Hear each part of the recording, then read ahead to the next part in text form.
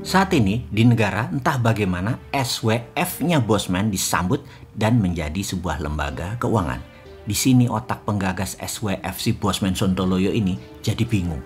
Dalam konsep ekonomi MMT, SWF adalah pelaksana pasal 33. Saya ingat sahabat saya penulis buku terkenal Deficit Myth, Stephanie Kelton, yang juga merupakan orang yang mempraktekkan ilmu MMT, mengatakan betapa beruntungnya negara yang punya pasal melindungi aset negara.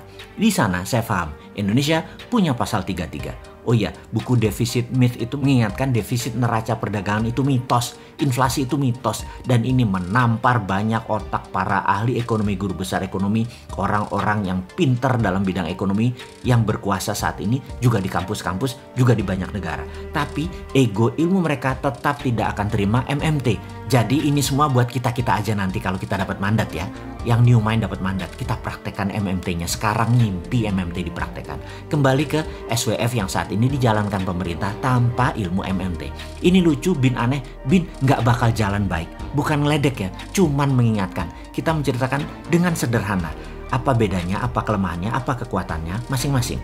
Kalau SWF saat ini yang dilakukan adalah dengan mencari dana melalui hutangan yang menjaminkan corporate asset atau BUMN.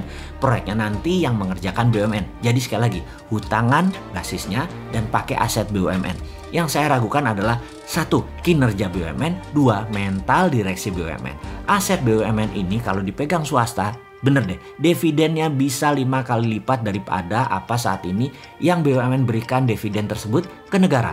Bahkan akhir-akhir ini BUMN minta setoran lagi ke APBN. Ini aneh. Yang lucunya, cara menghitung hutang negara. Hutang BUMN tidak dimasukkan dalam catatan hutang negara, dianggap hutang korporasi. Jadi kalau hutang dianggap swasta yang hutang, sementara perhitungan rasio hutang negara jadi terlihat aman. Karena kalau swasta atau korporasi tadi tidak dicatat, maka dari GDP tidak pernah lebih 60%. Jadi terlihat aman. Itu yang digembor-gemborkan. Aman, hutang kita aman. Padahal kalau pejabat puncak ngerti bernegara, dia harusnya tahu bahwa dia dikadali sama menteri-menterinya. Salah itu bos, hutang BUMN tidak dicatat di BUMN. Harusnya dicatat, tapi bisa jebol ke 60%. Lupa. Bisa di-impeach ya kalau kayak gitu. Jangan deh, kasihan lagi anak-anak jabat atau di-impeach. Lanjut bos, lanjut. Nah, dengan SWF baru, hutang baru dianggap hutang korporasi. Wis, cocok, kita lanjut ya. Kalau SWF versi MMT-nya Mardi Gunomik, itu aset mineral tambang tadi jadi jaminan, bukan hutang. Nah, proyeknya sama. Anggap BUMN yang mengelola, namun uangnya bukan hutangan, yaitu kita memforward aset mineral tadi, diganti, digeser ke sektor lebih produktif seperti manufaktur dan industri untuk ekspor dan produknya pengganti impor. SWF jaminan tadi sekarang kita buat skala kecil yang namanya dinaran. Suatu hari dinaran ini dijadikan lembaga, diambil oleh negara untuk NKRI. Maka saya, Bosman Sontoloyo, pasti akan mengatakan ambil tuh 100% buat negara.